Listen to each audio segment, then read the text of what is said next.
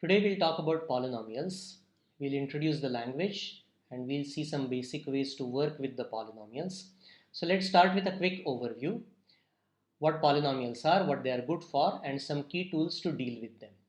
So by definition, a polynomial is a symbolic expression in one variable or more variables.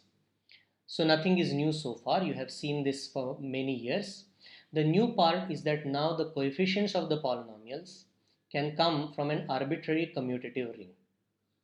So this ring we will call the ring of coefficients or the ground ring or the base ring. And it can be rational numbers, integers, complex numbers, integers modulo n, etc. So suppose you are given a polynomial where the coefficients come from a certain commutative ring. So what can we do with this polynomial? And one of the basic things that we can do is that for every variable in the polynomial, we can substitute a value from the ground ring. So we will get an expression which makes sense in the ground ring and we can evaluate this expression. Okay. So this way, if you are given a polynomial, then it also defines a function. The inputs from this function come from the ground ring and the output is also in the ground ring. In fact, when you dealt with polynomials in school, you pretty much never made a distinction between the polynomial as a symbolic object and the function that it defines. But we will see that it is useful to make a distinction between the two.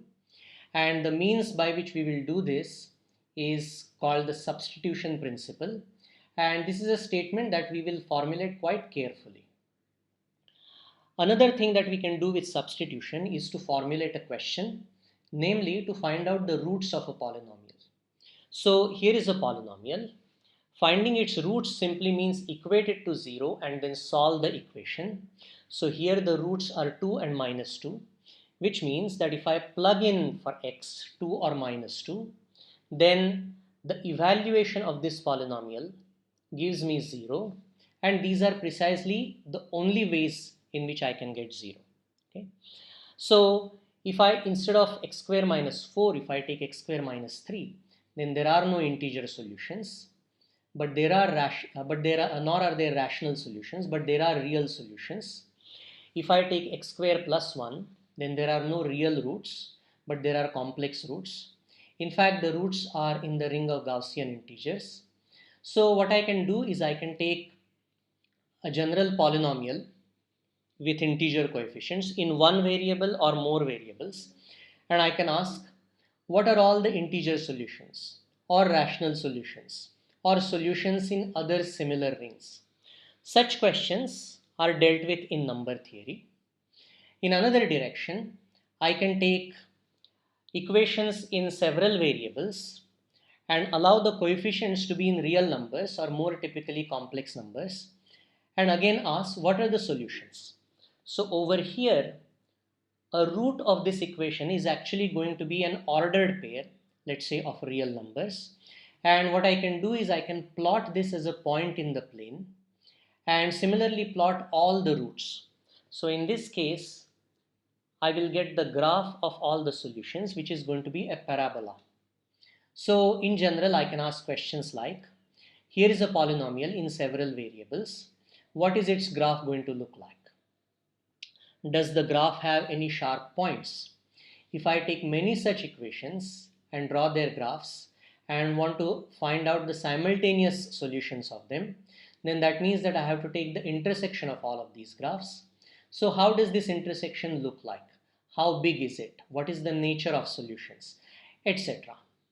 One special case worth seeing is if all the equations are linear equations. In other words, the polynomials are linear polynomials in several variables. Then the graph of every single equation is just going to be a hyperplane, and finding the intersection of these hyperplanes is precisely the subject matter of linear algebra. Now, instead of linear equations, if I take general polynomial equations, then the situation becomes vastly more complicated. And finding the connection between polynomials on one hand and their graphs on the other hand, is precisely the story of connection between commutative algebra and algebraic geometry. So for us in this course, we will have some things to say about polynomials in several variables, but largely we will stick to polynomials in a single variable. And here, a key tool is that many times I am able to do division with remainder. So you have seen this in school, and you have also seen a consequence of this, namely the factor theorem. We will revise both of these shortly, but I also want to point out that even in case of several variables, the techniques that we have for dealing with a single variable polynomial also come in handy even in that situation, as we will see. Okay, so we said that a polynomial can take coefficients from an arbitrary commutative ring. So let's very quickly recall the development that we did last time about the language of rings. So a ring has addition, subtraction, multiplication, one, and distributive law, associativity, etc. Most of our rings, and certainly all of them today, are going to be commutative, and that means the order of multiplication does not matter. So given such a commutative ring R, the notation R square bracket X stands for the set of polynomials in a single variable X where the coefficients are allowed to come from this ring R. Okay. Now, this set of polynomials becomes a ring under ordinary addition and ordinary multiplication of polynomials. So we will write this down shortly, but before that I want to highlight a particularly important example case. Okay, and this is the situation where the ring of coefficients is actually a field. So recall that a field means that every non-zero element is a unit. In other words, I can divide by every non-zero element.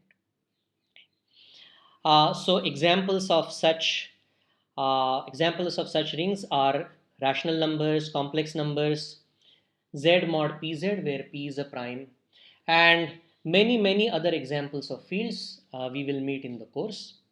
So what's so special about this situation where I'm taking the polynomial ring in one variable over a field? And the special thing is that in this case, division with remainder always works.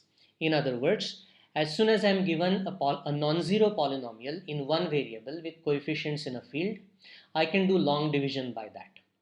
So this should remind you of a very similar situation, namely the ring of integers. And this commonality between the two is the beginning of a very deep analogy between the two rings. So everything that you saw in homework 0, Euclidean algorithm, unique factorization, Chinese remainder theorem, we will have analogs of all of these things over here. And this ring is going to be extremely important for us in all parts of the course. Okay, we want to be slightly more general than having coefficients in a field. So we would like to allow coefficients in an integral domain. Remember what that means. That means that if I take the product of two non-zero things, then it must stay non-zero. In other words, if I look at non-zero elements of an integral domain, none of them is a zero divisor. And a consequence of this, if you recall, was that I have the cancellation property for non-zero elements. So the very first example of an integral domain is the very first example of a ring, namely the ring of integers. But every field is an integral domain, and every subring of any field is also an integral domain, and these will come in handy for us. A friendly reminder over here, whatever I said in this part and about Z, if you felt the slightest bit of hesitation about any of these things, then that means that you need to sit down with definitions, and more importantly also with your zoo of example of rings, and for each notion find out examples as well as non-examples. The words that we used over here are going to be coming again and again and again, so we do not want to have to think about the definition every time you encounter a word. All right, so please take this seriously. We want to define polynomials to be finite expressions of the expected kind, and this does not quite work. So one problem is that at the end of this expression, I can just stack on some terms with zero coefficients multiplied by powers of x, and I do not want this to be a different polynomial, but as an expression it is different. I can try to solve this issue by insisting that the leading coefficient should be non-zero, but then after adding two polynomials, the leading coefficients might cancel out. The same problem will occur after multiplication if the underlying ring is not an integral domain. Quite a different problem is that I have used plus symbols formally in defining this expression. I would like this addition to be the same thing as addition in my polynomial ring. So the same problem with multiplication, when I am thinking of this as a product of the coefficient ai with a power of x, all of these problems can be solved, but it can get a bit annoying. Instead, what we will do is we will simply sidestep all these issues by defining a polynomial to be a sequence of elements from the ground ring, an infinite sequence which eventually becomes zero. So, of course, I'm going to interpret this sequence as the sequence of coefficients. And so, therefore, I regard this as a0 plus a1x plus a2x square and so on. And it is going to be a finite gadget because of the condition that the sequence must be eventually zero. So, in this definition, there is no x. And that's the first thing that you should figure out what x is. And secondly, I have asked you to define addition and multiplication, verify the ring axioms, and find a copy of the ground ring inside the ring of polynomials. This will take a little bit of work, so you should do that right now. Okay, so given the identification that I have in mind, it's easy to see that x should be defined to be the sequence 0, 1, followed by zeros. Next, I want to define addition, and that is simply done slot wise. Now in every slot I have just a copy of R, and the slots are independent of each other. I know that R is an abelian group under addition, and so therefore it follows immediately that this operation also gives me an abelian group. Multiplication is not slot wise. Instead, when you mimic what's happening with polynomials, you get this formula, which is a convolution product. So, to show associativity and distributivity requires some notational effort. So, I hope you sat down and did it honestly. Associativity follows by associativity of the ground ring, and strictly speaking, you also require associativity of integer addition. And distributivity also follows from distributivity in the ground ring. 1 in the polynomial ring is just the constant polynomial 1, which is encoded by this sequence. And similarly, any element of the ground ring can be identified with the constant polynomial, which is the same element in the first slot followed by zeros. So this way, I can identify the ground ring with the subring of constant polynomials in the polynomial ring. And I will always make this identification whenever required without further comment. Okay, so one upshot of this slick definition is that I get to regard a polynomial in the manner that I want, namely now an honest sum of the terms ai x to the I. So here ai is just the constant polynomial, and the monomial x to the I is represented by the sequence having a single 1 in ith slot and zeros everywhere else. I will often denote a polynomial by a letter followed by the variable name in parentheses. So this is not evaluation. The x here just denotes the name of the variable. Okay.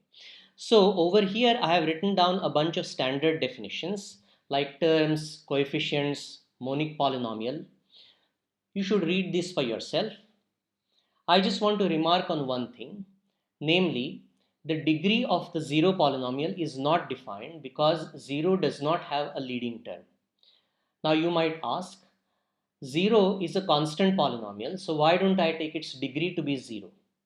And I will answer this question by asking you to do another question which I have written down. So please do this question now. So the point is that the leading term of f times the leading term of g will give me the leading term of f times g, provided the product of the leading coefficients is non-zero. Now for this to happen in general, it is clearly necessary and it is also sufficient that the ring R be an integral domain. In fact, the same reasoning shows that when R is an integral domain, so is Rx, and the other way around, simply because we have seen that R can be identified as the subring of constant polynomials in Rx. Going back to the degree of zero polynomial, I would like this nice relation to hold as much as possible. So if I now let f to be the zero polynomial, and if I let g be a polynomial of positive degree, then you should quickly check that no matter what value I ascribe to the degree of the zero polynomial, this equation will never hold, and therefore I simply leave the zero polynomials, its degree, to be undefined. Okay, so moving on, I have set up here the language for polynomials in multiple variables. Here, the monomials are product of individual variables, each one raised to a non-negative integer degree.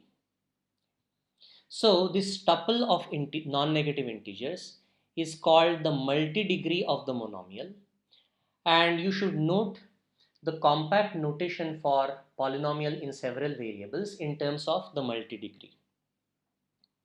In fact, using this notation, the formulas for sum and product of polynomials in several variables are exactly the same formulas that we saw before in the one variable case, as you can check.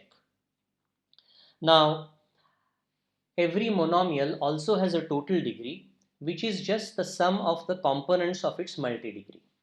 For example, 7x square y has multi-degree 2, 1 and its total degree is 3.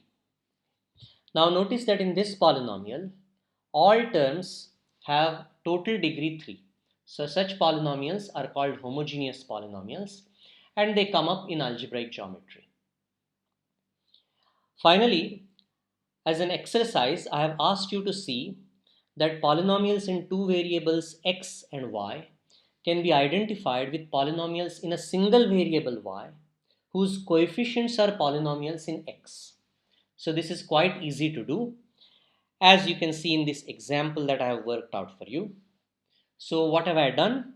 I have simply looked only at the degree of y in every term and collected like terms. So doing this, I observe that this polynomial in terms of y is just a linear polynomial with coefficients that are polynomials in x. So as a practice for yourself, what you should do is do it the other way around. Regard this polynomial as a polynomial in x with coefficients that are polynomials in y. Okay. So notice, for example, that in this way it is going to be a monic polynomial of degree 100 in x. It will also have terms of degree 3, terms of degree 1 and a constant term. An interesting question to ask is whether this identification, this pairing, is a ring homomorphism. And you should try to do this by hand. And you will see that notationally this can be a little bit awkward. Please do this for yourself and check. What we will do is shortly we will see a cleaner way of doing this by means of the substitution principle, and that is our next topic.